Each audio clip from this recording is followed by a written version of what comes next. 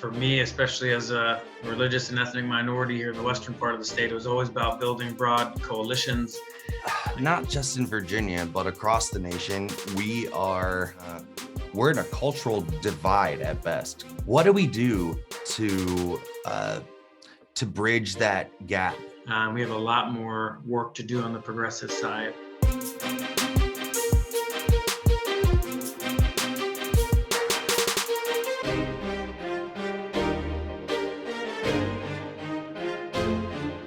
Hi, I'm Parson Brown. Welcome to Frame of View. Today I am so excited to share a little bit of time with the candidate for Lieutenant Governor of Virginia, Delegate Sam Rasoul, and talk to him about all the issues that are impacting the nation and the state of Virginia as he is running for Lieutenant Governor of the Commonwealth.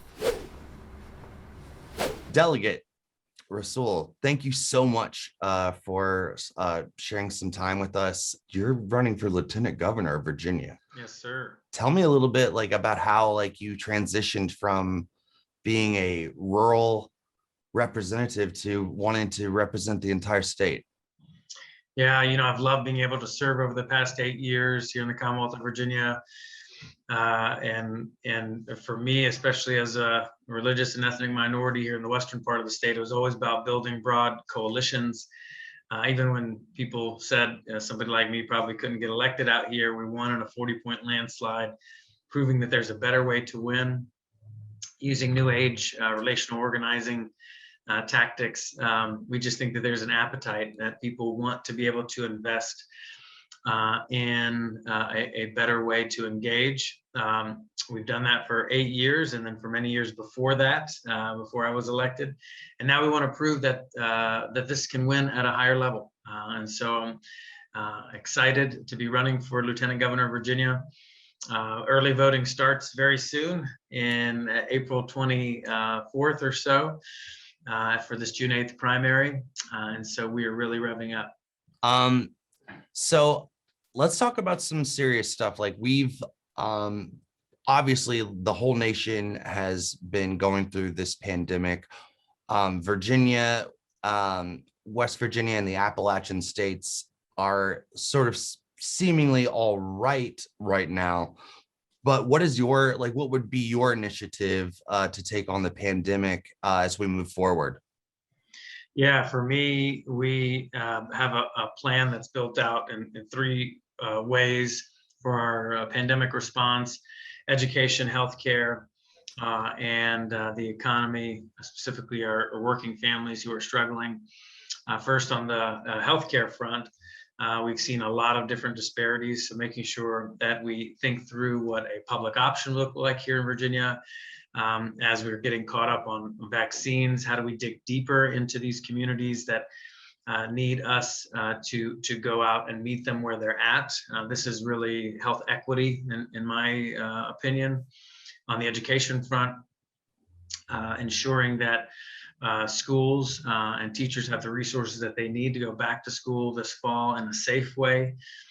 So we've made them a priority. Unfortunately, that is working very well as far as the percentage of teachers. I mean, I'll step in right here just a little bit because my mother is an elementary school teacher, and from the very beginning, from the very beginning of this pandemic, one of the biggest concerns that I had was my mother being in schools every day, and she wants to do her job. She's luckily been able to be vaccinated, and I know that there's been some controversy about that, but I just want to make sure that we want to take care of our teachers, and not we certainly want to take care of our students, but we want to not ignore that our teachers are really putting themselves on the front lines. They are, yeah, for sure.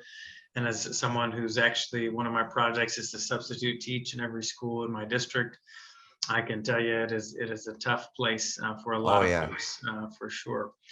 And so education, the last piece of that is investing in the broadband. That is tough, especially out here in the rural parts of Virginia.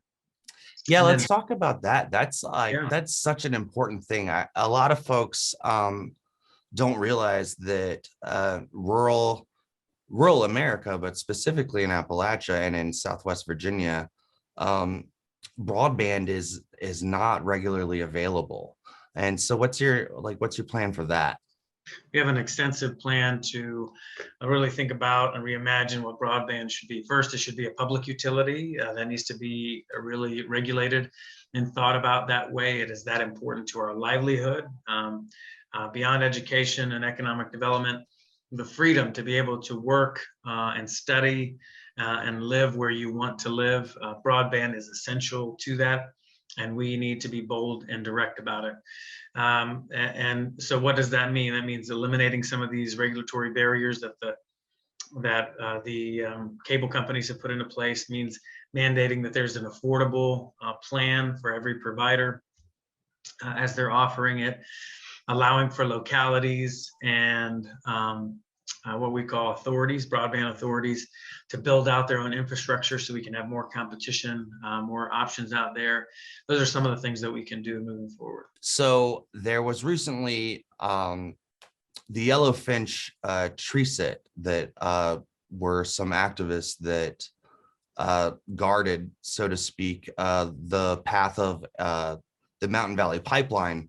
And were it not for their ability to share their stories via, the internet, lots of us may not have been able to be privy to that situation. And they were just recently removed from their tree stands after almost 2 years, or I believe over 2 years. I just spoke to them last week, and I know that you showed up on site. Can you tell me what that was like? Yeah, it was tough to see them being removed. The reality is having the land, the private land and resources of Virginians being taken away for the wealth of a few is very sad, especially when we don't need it. That's why this brought together Republicans, Democrats, Libertarians, even the Tea Party stood up against the pipelines because of the abuse of eminent domain. And so we all stand in solidarity as we try to meet the environmental crisis with the sense of urgency that it deserves, and at the same time, wanting to stand up for the real rights of all individuals. Well, I think that that's something that most Virginians, and I understand coming from rural Virginia, I may clash here and there with my neighbors, but they're still my neighbors and would still do anything for them. And there's some stuff that I don't think is up for debate. And when it comes to going through private property, and when it comes to destruction on our national forests and our state parks, which has been proposed in some plans like that, I think that all Virginians can rally behind that. And that's a really interesting thing about our culture. We can argue all day about other stuff, but I don't think anybody wants something dirty and destructive to roll through our mountains. Right. Yeah, I think that's the case. And so we're fighting back against the misinformation. And still, we stopped the Atlantic Coast Pipeline, but still holding out hope that we can stop this Mountain Valley Pipeline. And as we move forward, we're keeping our hopes up. That's awesome. That's what we like to hear. So, moving on, what are some other big initiatives that you would bring to the table? What about the LGBTQ plus community? Like, where do you? I know you have a pretty solid relationship there. Like, what would you do for Virginians? Fortunately, we've made some progress here on that front. The time is here that we just boldly say that all Americans, all Virginians should be able to be treated fairly, equitably, and justly for sure. And for a lot of my LGBTQ plus friends, it goes beyond just marriage equality. We have to think about healthcare equality, make sure that we're bringing in the workplace protections. the harassment that happens, and making sure that all of the measures that we should have in place to protect everyone should be front and center here in the Commonwealth. Fantastic. And, fair is fair. Virginia is for lovers. That's great. Right. And, on that note, not just in Virginia, but across the nation, it's not a lie to say, I don't think that, we're sort of we're in a cultural divide at best, cultural war, sometimes people would describe it.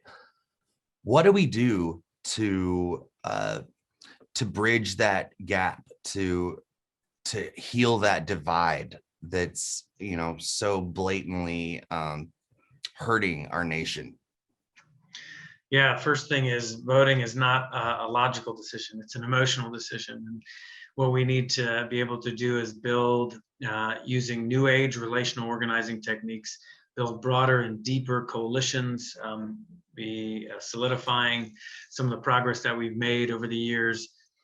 We have a lot more work to do on the progressive side, because we unfortunately have made some progress, but not enough in a lot of communities. And so I feel like we certainly have a lot more work to do. And if we understand that voting in these coalitions is about showing up, it's about being present, being bold, representing the real wants and needs of the people, then hopefully we can get some good things done. So you've campaigned from one end to the other, all over Virginia. I've been following your social media. You've been everywhere. It looks like you, even in these circumstances with the pandemic, you have found a way to be present anywhere possible. What is the one thing that you found that resonates between everyone, like the biggest concern of our fellow Virginians? Yeah, right now, beyond broadband and COVID, that is our COVID response and economic development. The common word that we've heard a lot of is forgotten. There are so many voices who feel neglected, forgotten, not engaged. We're out to prove that there is, in fact, a better way to win, a better way to engage and get that done. Look, when people feel forgotten and neglected, it doesn't matter if they agree with you on the issues, they feel that they're not heard. And there are certainly consequences for that. You hit my heart with that when you say forgotten. And that's something that I think that not just in Virginia, but across Appalachia and rural America, and in many other places that are desperate in our nation, like people that are feeling like they are not being represented. That is one of our several epidemics in our nation. We're dealing with the pandemic, we're dealing with the opioid epidemic, but there's also this this unheard this neglect of so many communities.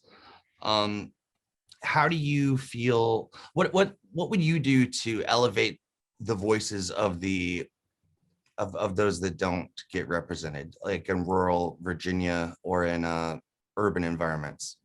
Well, one critical part of my campaign that I have done is what we call Virginia Grit, where I'm visiting every city and county in Virginia in person in a safe way to elevate these voices and to make sure that people know that their voice is important and that they don't feel forgotten. Because one of the first things that you can do is to show up, to listen, to take their advice seriously. And then when people need help, to be as responsive as you can. Look, what I've learned is people don't expect or think that you're going to have all the answers, but what they do want to know is that someone's going to try, is going to be there for them. And that's what I've tried to do over the past 8 years in the state legislature, and hopefully as the next Lieutenant Governor of Virginia. Absolutely. I mean, I wish you the best. You've always been so just like a great presence, very welcoming and so friendly. And I thank you very much for taking the time to share your frame of view. Is there anything else before we close up today that you want to make sure that you say? Well, for people who are looking for a different type of politics, want to invest in a vision, especially after these past several years that we've gone through.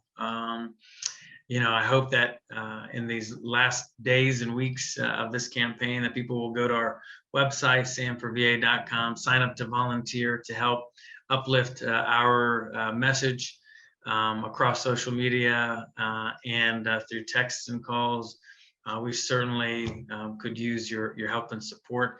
And I appreciate the opportunity to be with you today, Parson, and share some thoughts with you. Thank you so much, Delegate Rasoul. I really appreciate your time.